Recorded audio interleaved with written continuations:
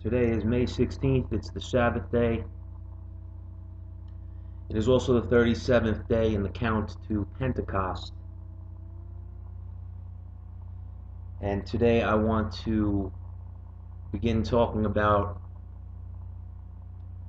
a few different topics that I believe are very important and timely.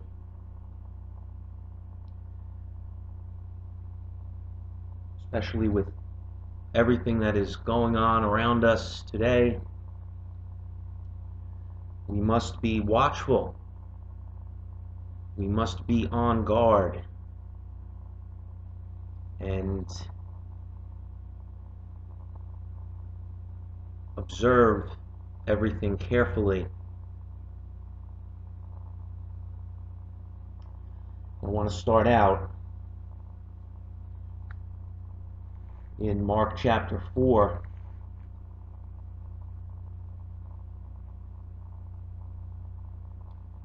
Verse 13. He said to them, "Know you not this parable? And how then will you know all parables? The sower sows the word,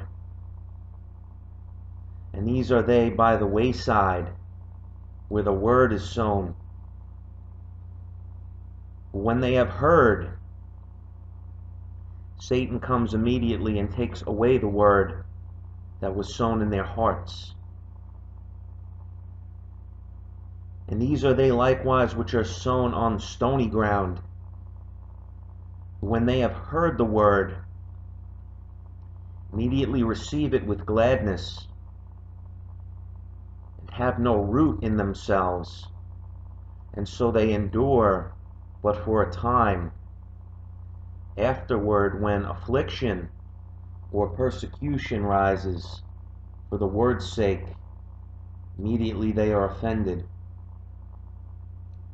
And these are they which are sown among thorns, such as hear the word, and the cares of this world, and the deceitfulness of riches, and the lusts of other things enter in, choke the word, and it becomes unfruitful.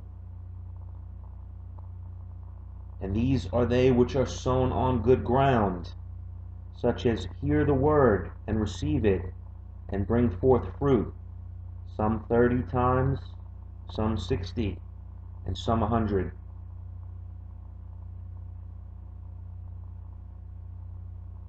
Verse 21, he said to them, Is a candle brought to be put under a bushel or under a bed, and not to be set on a candlestick?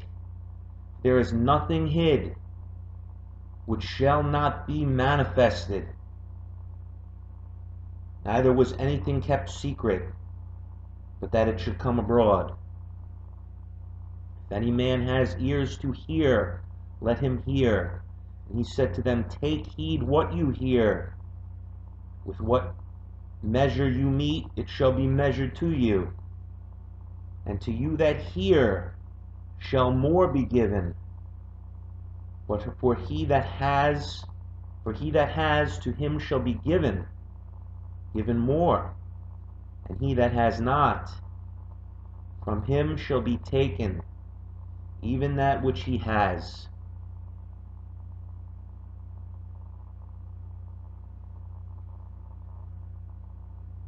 Revelation 16,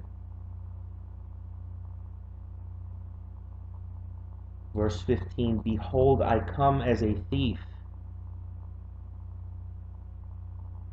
Blessed is he that watches and keeps his garments, lest he walk naked and they see his shame.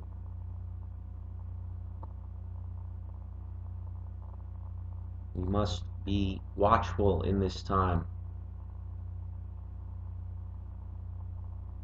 Ezekiel chapter 33.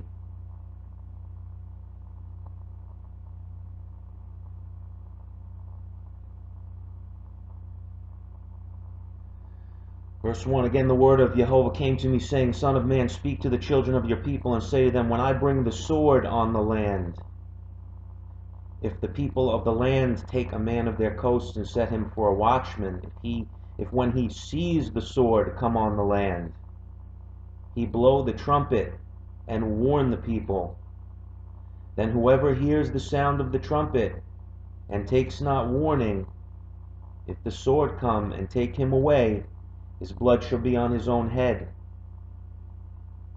He heard the sound of the trumpet and took not warning, his blood shall be on him. But he that takes warning shall deliver his soul.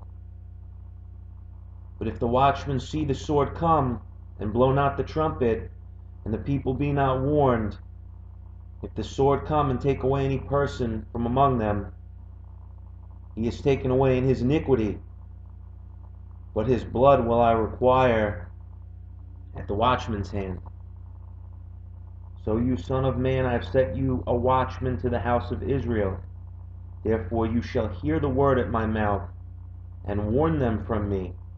When I say to the wicked, O wicked man, you shall surely die.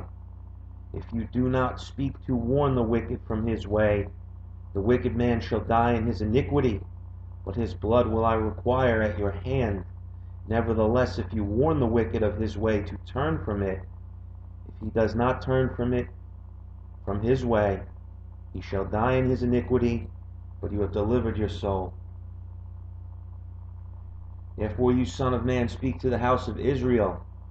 Thus you speak, saying, if our transgressions and our sins be on us, and we pine away in them, how should we then live? Say to them, as I live, says Jehovah God, I have no pleasure in the death of the wicked, but that the wicked turn from his way and live. Turn you from your evil ways, for why will you die, O house of Israel?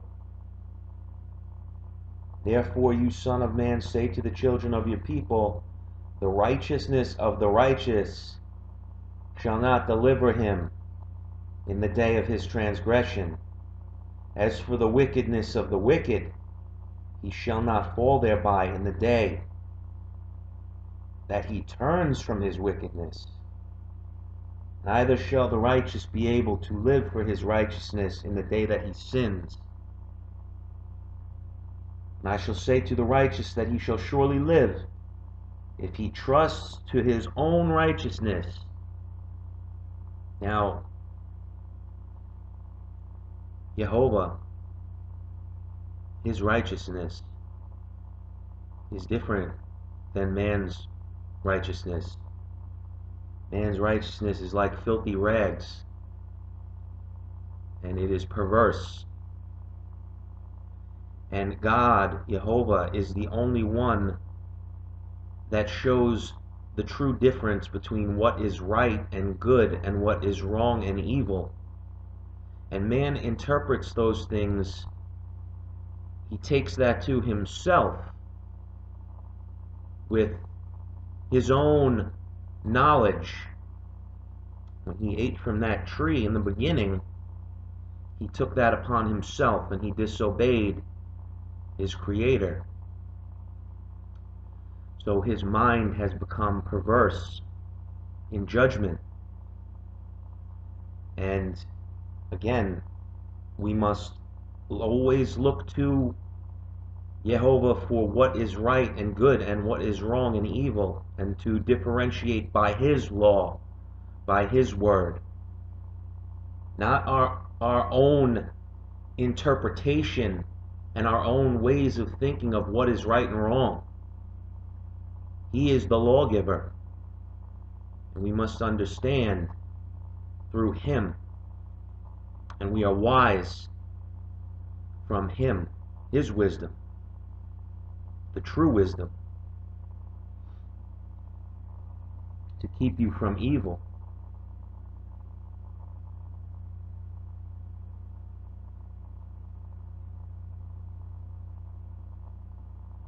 When I shall say to the righteous that he shall surely live, if he trusts to his own righteousness and commit iniquity, all his righteousness shall not be remembered. But for his iniquity that he has committed, For his iniquity that he has committed, he shall die for it. Again, when I say to the wicked, you shall surely die, if he turn from his sin and do that which is lawful and right. If the wicked restore the pledge, give again that he is robbed, walk in the statutes of life without committing iniquity, he shall surely live, he shall not die. None of his sins that he has committed shall be mentioned to him. He has done that which is lawful and right, he shall surely live. Yet the children of your people say, the way of the Lord is not equal. But as for them, their way is not equal. When the righteous turn from his righteousness and commits iniquity, he shall even die thereby. But if the wicked turn from his wickedness and do that which is lawful and right, he shall live thereby. Yet you say, the way of the Lord is not equal. O you house of Israel, I will judge you, every one after his ways.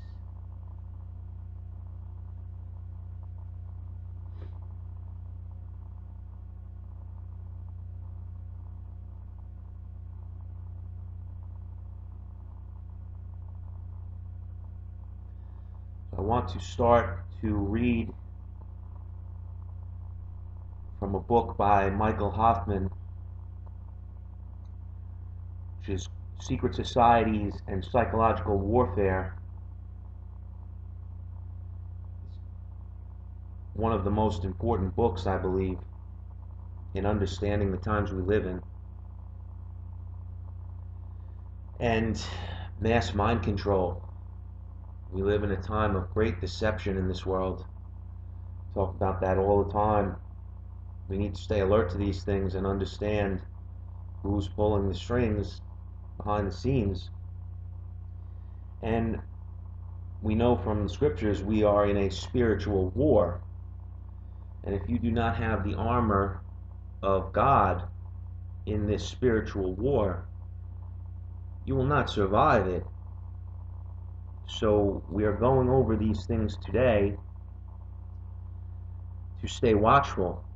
And we're going to talk about, we're going to quote from this book here, and then we're going to talk about the video iPet Go 2, which correlates right to this book about psychological warfare and many other things involved. So, quoting from this Secret Societies and Psychological Warfare by Michael Hoffman, this book first came out in 1989, and then it was updated right before 9/11, right before September 11th, 2001, a few months before that, which is incredible because what he speaks about in this book is a very timely exposing and revelation of what people in power are putting on the masses of people, the public, to transform their mind and to lead them down a certain path. And we need to take heed to some of these things and explore them a little bit in order to get a better picture of understanding. Because the end time is all about deception and the power of Satan. And the reason this is happening is because it is judgment from Jehovah. It is judgment on his own people for not following him, for paying lip service to him, and not really living what he has given. And what comes from that is people, their own way comes on their head in the end. And they are not prepared spiritually for what is really coming in this end time. And it will take them away. We are in the midst of the end of this generation where there is great falling away from Christ. And it is falling away from Christ for deceptions. We talk about the New Age deception, the counterfeit of the serpent's counterfeit, millennium, the New Age of Aquarius, and we will get to that. But let's start reading from this now.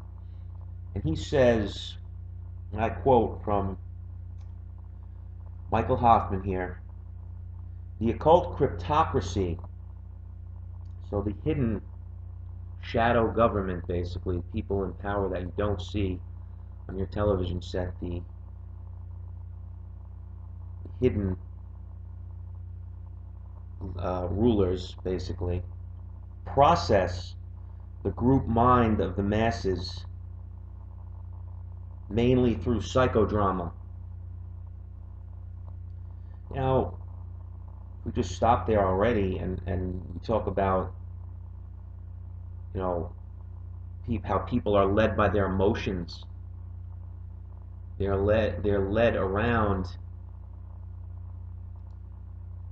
in this day and age by the television set and stories that affect their emotions. And through this, they are easily controlled. If we don't have a grasp on the truth about this world, what's really going on, then for the most part, people are led around and they do not really have a mind of their own. They are led to believe they do and believe they have, you know, a choice. But truly, they are enslaved in their own mind. And as Christ said, only the truth can set you free. So, the alchemical, continuing on here, the alchemical and Rosicrucian command dogmas were literary works. In the course of receiving the establishment's reports and accounts of Jack the Ripper, the Hillside Strangler, Son of Sam, and the Unabomber, a mental virus is implanted in many percipients.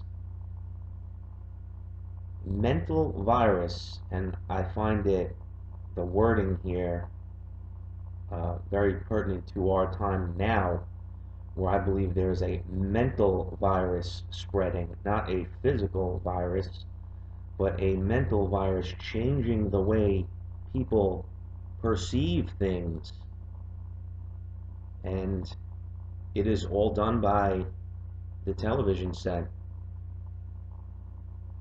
the media, the mainstream media that is owned and operated by this occult cryptocracy. They are molding people the way they think into a certain image, and that is the image of the beast.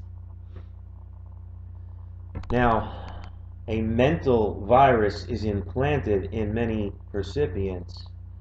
The hypodermic needle in this case is nothing more startling than a campfire story, only the campfire is the crackling electric current of a television, and the story is of our extinction. The narrative, the plot, the characters, and the symbolism all constitute the imprinting that is one of the highest functions of ceremonial or serial murder. Ritual murder is mind control. We have arrived at the point in human devolution. And this is another interesting thing he says here, because when we come to speaking about the video iPet Go 2, we're going to look at devolution and the symbolism of this, and evolution, and how this has mind controlled a whole generation for over 120 years now. And the end of this will be the destruction of Christianity completely, of what this world knows as Christianity. Do not mistake what I'm trying to say here. The spiritual body of Christ will never, ever be destroyed. But the Christianity of this world, that is, again, following the traditions of man and not the commandments of God, this is why all this is happening in the first place. Let me make that perfectly clear. Now, let me show you in the scriptures, because the scriptures make it perfectly clear. In Deuteronomy 28, what will happen for disobedience to Jehovah.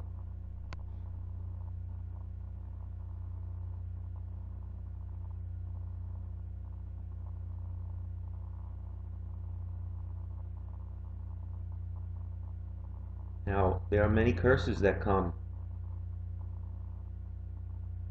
and sadly, a lot of these things are just not seen.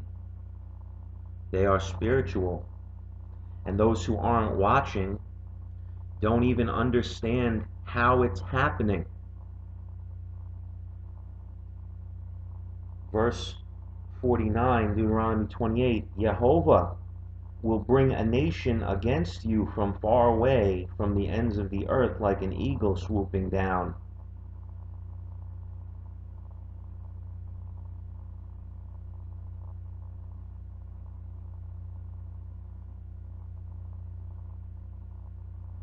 A nation whose tongue you shall not understand. A nation of fierce countenance. Now, when we talk about Freemasonry, what is happening here? We are going to get into that, how through the practice of magic, you can change the mind of people. It boils down to lies. Lies and manipulation is what it really boils down to. But Aleister Crowley, who was a Satanist and practiced ritual magic, his definition of magic, magick, is the art of causing change to occur in conformity with will. Now, the will of the magician is put on unsuspecting people through lies and manipulation, and change occurs on a worldwide scale. It's as simple as that. We have to understand Satan is the father of lies. He manipulates and twists through lies. He turns everything God gives, the true God, he calls evil good. So there is manipulation. He is the adversary. He's the opposite. We must be aware of how this translates to everyday life, because it's very subtle. And again, if we're not watching and understanding these things, then you do not even see it happen.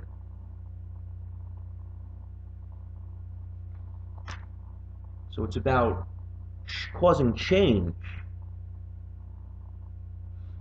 Now we have television and phones and computers that today you can bring the whole world together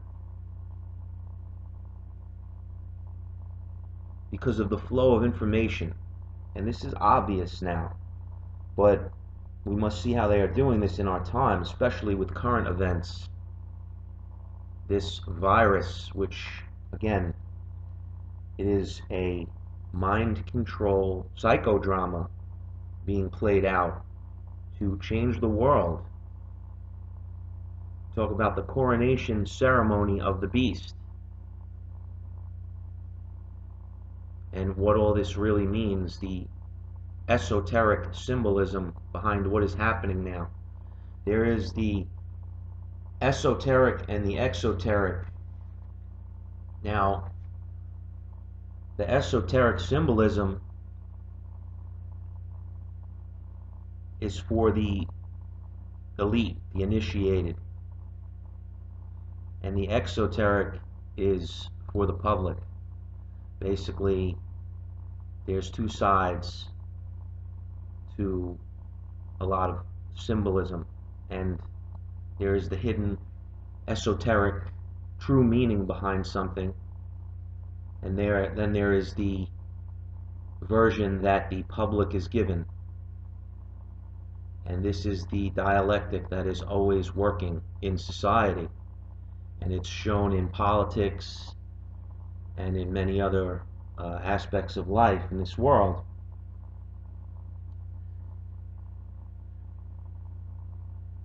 So, continuing on here in Deuteronomy 28, a nation whose language you do not understand,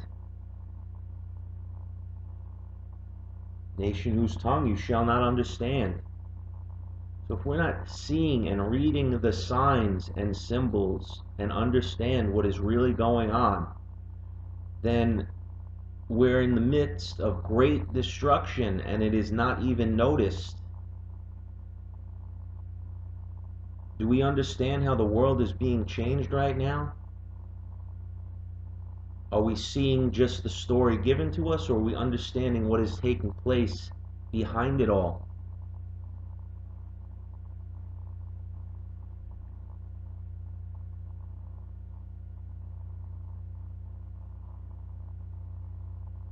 Now you could read the rest of these curses that come.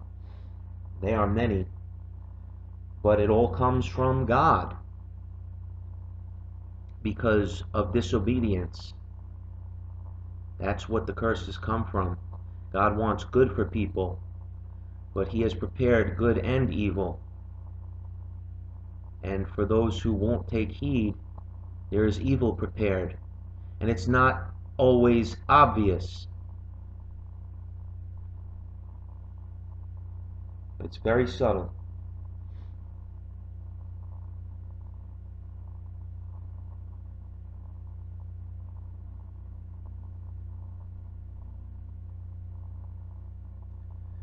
Verse 63, and it shall come to pass as Jehovah rejoiced over you to do good and to multiply you, so the Lord will rejoice over you to destroy you and to bring you to nothing.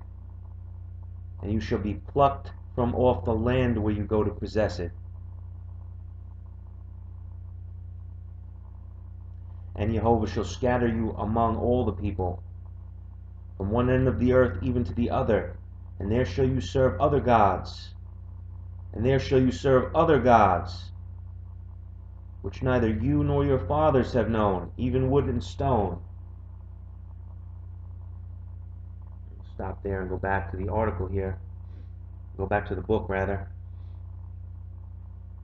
We have arrived at the point in human devolution represented by the symbolic 2001. Now, speaking of the year 2001, not by accident but by design, by a process first set in motion by the state religion of Pharaonic Egypt.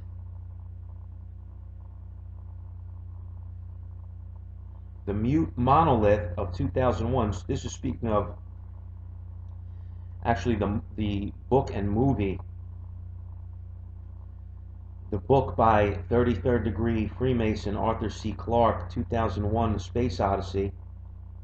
The movie by Stanley Kubrick.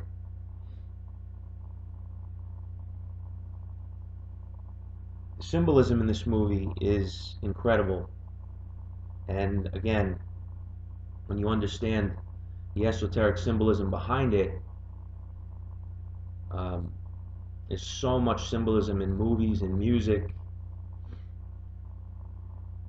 that we can understand what is truly happening here.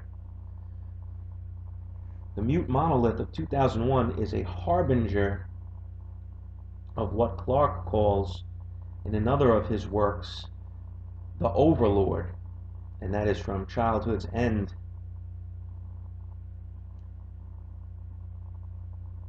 It is the ashlar of the secret societies. The monolith represents the shaping function of the occult magus. So the hidden wizard, basically, the priest class, the mage, the magician, who tames and tampers with the natural world. The 2001 monolith, and if you're not familiar with this movie, 2001 A Space Odyssey, definitely recommend watching it, because it's showing you in plain sight a plan being carried out in our day to day. And it has to do with changing the mind of people and changing society as a whole. So the 2001 monolith is the stake that impales the divine organic in favor of the anthropomorphic artifice. It is one of the totems of human brainpower and of the cryptocrats who imagine themselves the most cerebral of us all. They believe there is no God but themselves, ascendant on the ladder of evolution. Yet they humor our need for a transcendent God, so they stoop to offer us the mystery totem of 2001 to satisfy our craving to bow before an idol in ritual, place, and time.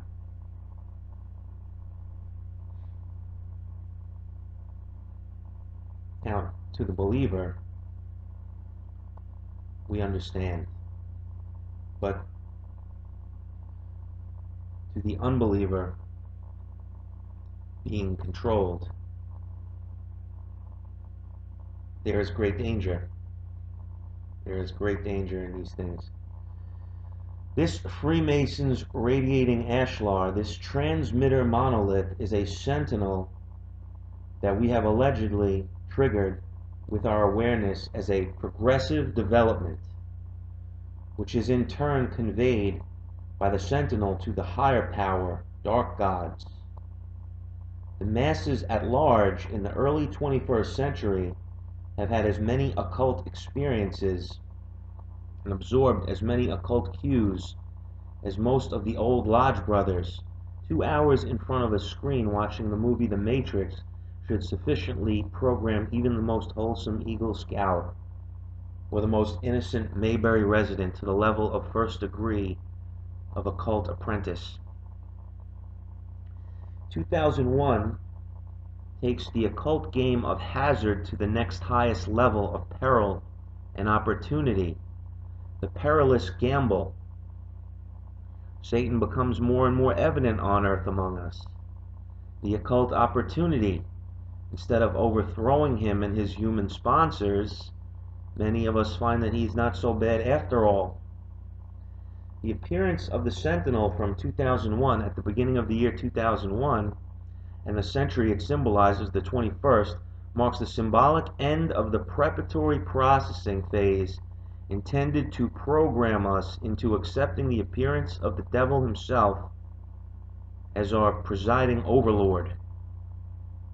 The 21st century is intended by the Western secret societies to serve as the stage for the literal, undisguised materialization of a being resembling classic medieval images of the devil, to rule over what Arthur C. Clarke terms one world. The magical religious component of the image generated by advanced science corresponds to Clarke's most famous dictum, quote, "Any sufficiently advanced technology is indistinguishable from magic." In Childhood's End, Clarke foretells the arrival of corporal demons on earth.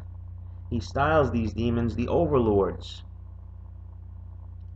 Now, when we look at Genesis 6, we see that fallen angels came down, and this is part of the destruction of the world in that time, of man going astray from God, from the true God, in an accelerated process that came from that event. And mankind was taught wrong things, witchcrafts, and things that are not true, that perverted man's mind. And that is part of the reason the flood came in that time. Now, It's interesting that these Freemasons always seem to make movies about these types of things, and write books about them, rather, um, because they are bringing about this end time now. And a lot of those things come back around again. We've talked about that. The same kind of spiritual darkness in this time that was before the flood. Christ said it would be as the days of Noah, and that people would be eating and drinking and marrying, and what those things mean spiritually for people. That they would be eating and drinking from the table of devils, with false knowledge, becoming of one mind with doctrines of demons, which these are things that are not true. They are deceptions. They are great deceptions in the end time. So we see this over and over again. Arthur C. Clarke and many others that promote these types of stories. He says the materialization of this con, or fake, this diabolical nightmare, was inseminated by a millennia-old esoteric current, fine-tuned and propelled by England's royal astrologer and secret agent John Dee, codenamed 007, during the Elizabethan age, for full viral materialization in our 2001 age. The process began with the number 7 and culminates in a hermetic game of hazard or chance, 21. The working in its entirety represents the process of human alchemy, dedicated to the transformation of base matter, humanity, into the gold that is the man-beast, within the psychodrama that is the revelation of the method, making manifest of all that is hidden. So, in our time today, knowledge is increased, as it says in the book of Daniel. And that knowledge is not necessarily good knowledge. There are those who are seeking God in this time, and they are given more. And then there are those who are increasing their knowledge of the occult, the things that have been hidden in times past. Mystery Babylon, the mystery schools, the different secret societies, which at this time in history are showing their symbolism openly to people in order to reveal it openly, to change their mind, so that most people will become a part of it, to put it very plainly. They will choose that path. There are things that's what this new age is all about. People are tired of what they feel is religion that is useless. They want hidden teachings. They want new doctrines, different witchcrafts that give them some kind of meaning in life, because they have become spiritually bankrupt from the teaching of materialism and evolution, of great God science, which has taught people that they are really, an accident, nothing. And religion hasn't helped people, because religion has not really followed the ways of God anyway, and it must be destroyed. And when we look at Revelation chapter 17, how the 10 horns burn the woman with fire, that is all part of this time. It's burning. These people are destroying religion. and it is judgment from God. But what they're bringing about is the beast system. It is something new, and it will be all brought out into the open, and many people will willingly accept what is coming because they do not have a strong foundation. They are not on the rock. This is why we must be watchful, because the occult knowledge is not understood as it should be. It's not given. It needs to be talked about more and more, so that people are prepared and understand fully what these people are bringing about behind the scenes. Because without that, people are going to be taken completely by surprise.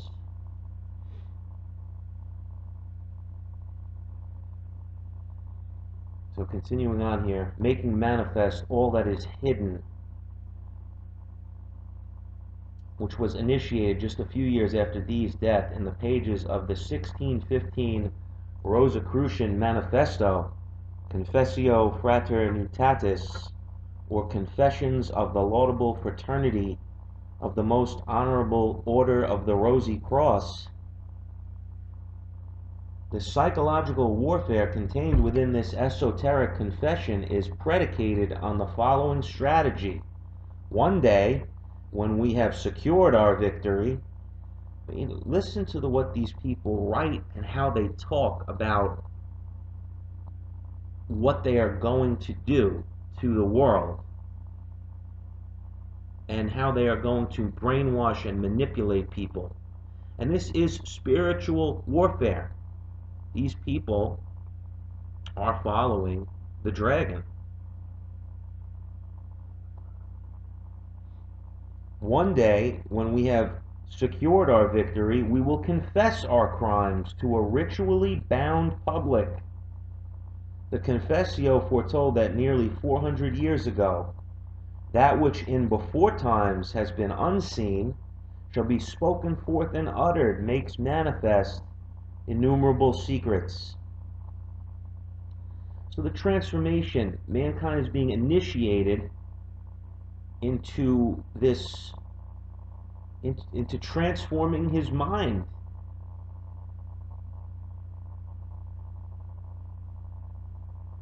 By all this occult knowledge that will come out in this time, and it's been coming out more than ever over the last 20 years, and it's changing the mind of people, especially after 2001, September 11th. The New Age began to kick in, and more people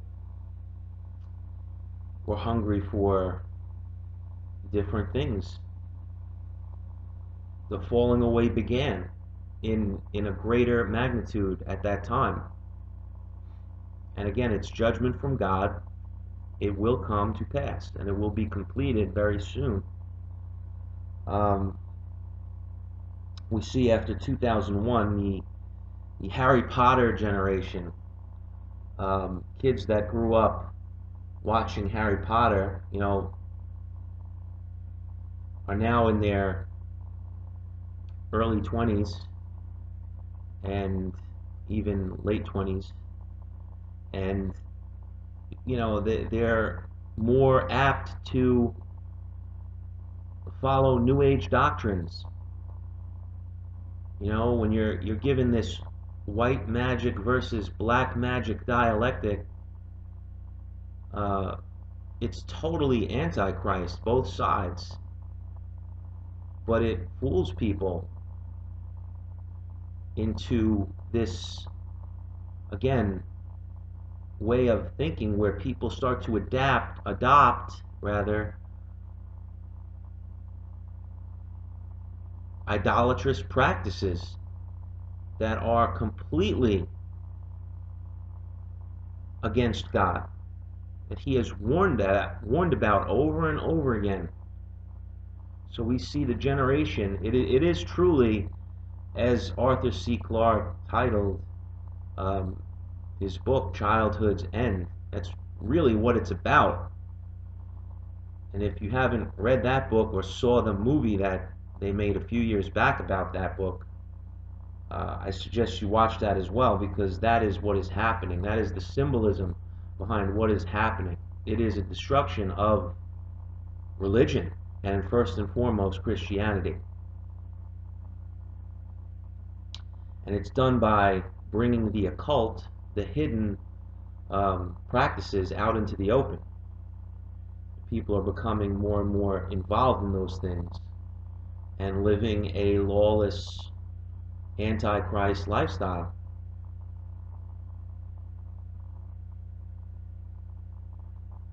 Astrology, tarot cards, psychic mediums, all sorts of things people get involved in that are frowned upon and that are doctrines of devils.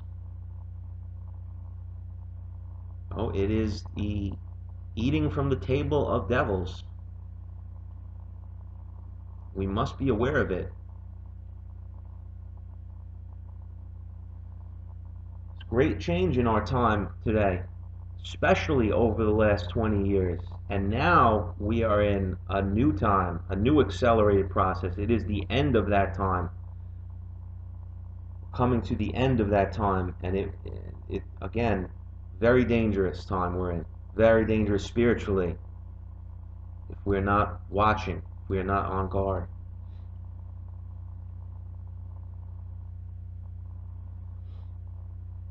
Continuing on here, the Western masses enter thraldom and bestiality with enthusiasm.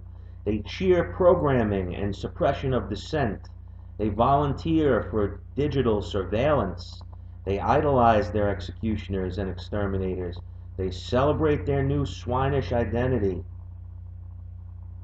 To process a population of Goyim, he writes, sufficiently depraved to devour unborn children for the benefit of the elderly, mix races and species, and rebuild the Tower of Babel, it was necessary to immerse the people of the West in an era that would idolize the material world and deny the spiritual. So, again, making evolutionary science the god of this generation, where man is just so wise in his own conceit that the thought of God, oh, that's so ridiculous. But he does not realize how foolish he is and how he is manipulated and deceived in this world by a plan he does not understand.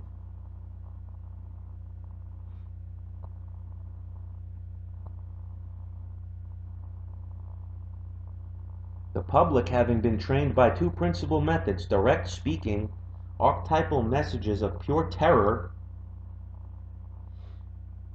psychic driving, as the CIA's Dr. Ewan Cameron termed it, encoded in massively publicized lone nut mass murders and the sinister flattery heaped upon them by their masters in the cult of civilization and progress. Who then is modern man? He is a mind-bombed patsy who gets his marching orders from Twilight language, key words sprinkled throughout his news and current events, even as he dances to the tune of the elite managers of human behavior. He scoffs with great derision at the idea of the existence and operation of a technology of mass mind control emanating from the media and government. Modern man is much too smart to believe anything as superstitious as that. Modern man is the ideal hypnotic subject, puffed up on the idea that he is the crown of creation He vehemently denies the power of the hypnotist's control over him, even as his head bobs up and down on a string. We observe in the population today, what we observe are three destructive symptoms of persons whose minds are controlled by outside alien forces. Meaning, he's not specifically talking about aliens here, but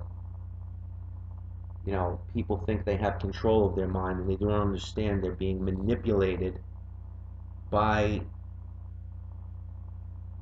many, many things.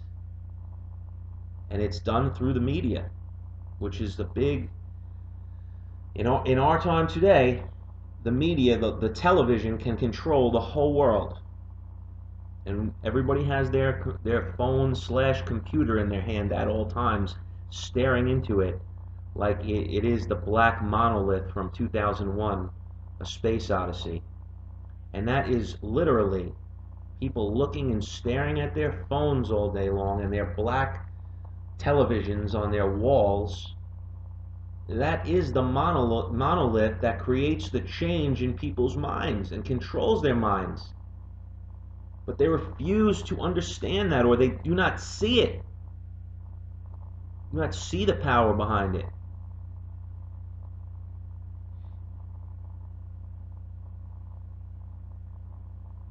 What we observe in the population today are three destructive symptoms of persons whose minds are controlled by alien forces: amnesia, i.e. the loss of memory; abulia, i.e. the loss of will; and apathy, i.e. the loss of interest in events vital to one's own health and survival. Amnesia, abulia, and apathy are nearly universal among us today and gaining greater foothold with each passing day. So people are in information overload, and that's not at all by accident. In the end time, Satan casts a flood out of his mouth in the book of Revelation. What does that mean? What does that really mean? It's a flood of lies. Lies. That is what his power is, and that is what this end time is about.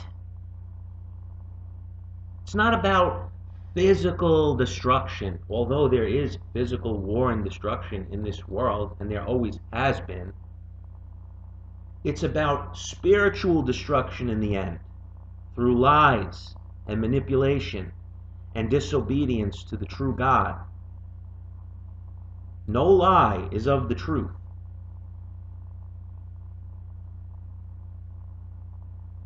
The truth is what sets people free. Otherwise, they are slaves. Slaves, and in a war that they do not understand. A war on the mind, a war on the spirit, a spiritual war.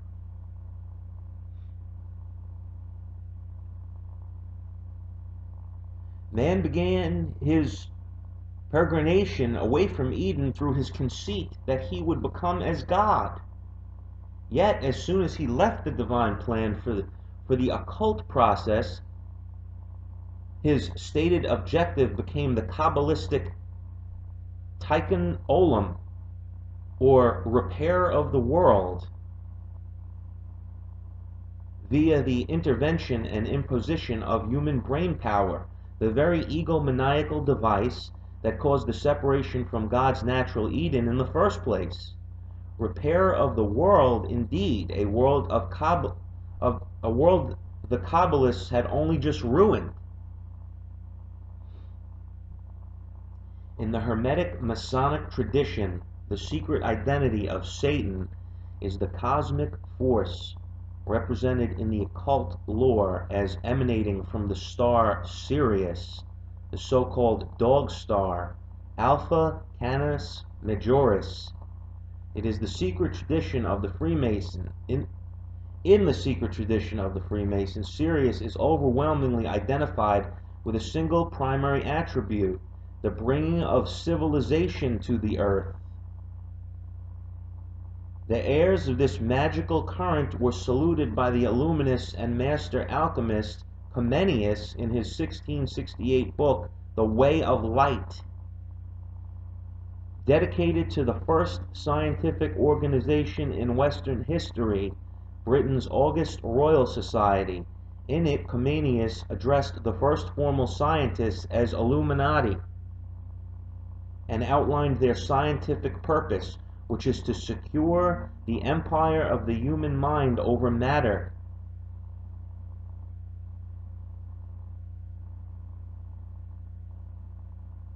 The mythical satanic bringer of civilization to the earth was supposed to be an alien from the star system Sirius, around whom the Egyptians and all subsequent Hermetic systems constructed their elaborate and obsessive religio-astronomic observances. So much of the occult has to do with astrology, something Jehovah says not to be involved with.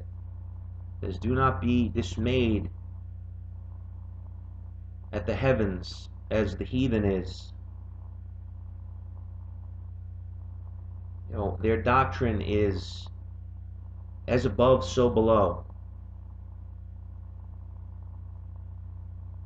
You know, we understand that our battle is not against flesh and blood, but against spiritual wickedness in high places. Now, they are in tune with this spiritual wickedness, and they choose to follow it, and they receive power on earth in this age, and they are deceived. They believe they are right in their beliefs, but they are also deceived by Satan.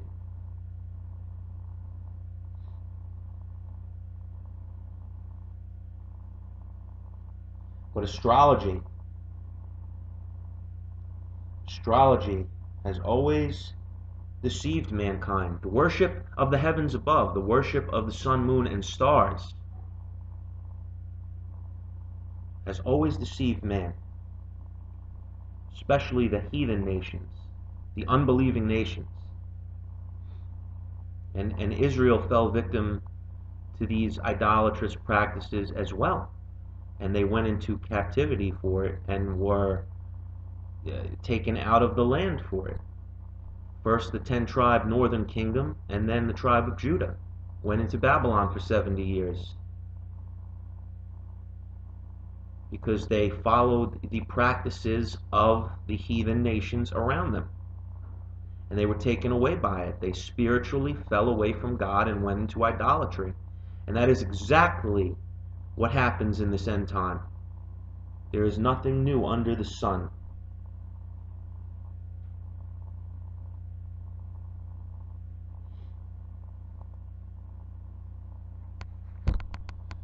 Now,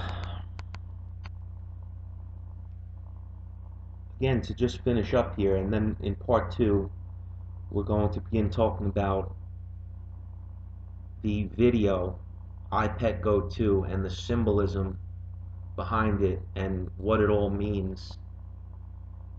It is very important to understand, I believe, in this time, especially now, like right this year in this time, and I will get to that and why. But to finish up with a couple of more quotes from Michael Hoffman, all spiritual wars are conflicts between appearance and reality, and the first casualty in such conflicts is the comprehension of the true objectives of the adversary. It's not understanding the game, not understanding the true objectives. If we do not understand the true objectives, we're lost. We're lost, and we're going to have to go through some fire.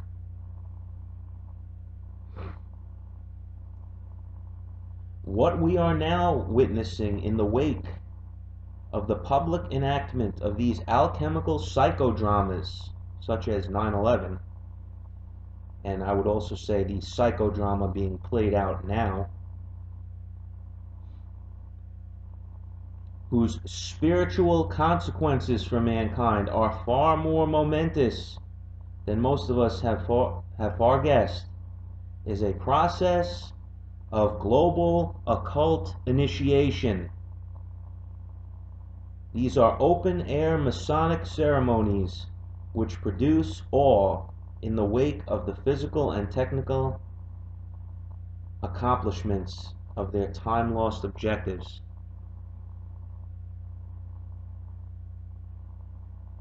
So we will continue on, and next time we'll talk about this video iPad Go 2 and how this all fits together, and what to watch out for. And we will work in biblical prophecy that goes right along with it. And we'll stop there for today.